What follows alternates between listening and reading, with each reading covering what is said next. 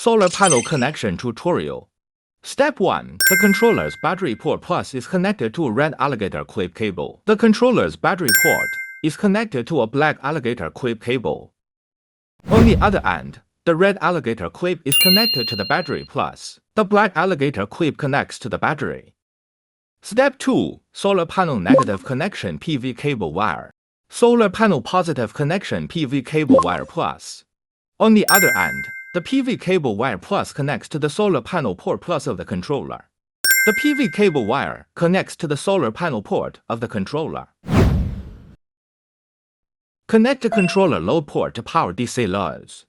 Connects to the controller's USB port to power mobile devices such as cell phones. Step 3. For AC loads, the battery must be connected to the inverter. Inverter plus into red alligator clip cable. Inverter into black alligator clip cable. On the other end, the red alligator clip connects to the battery plus. The black alligator clip connects to the battery. Once the connection is complete, turn on the inverter switch. The inverter green indicator light is always on, indicating normal operation. Connect the inverter current output port to power AC load.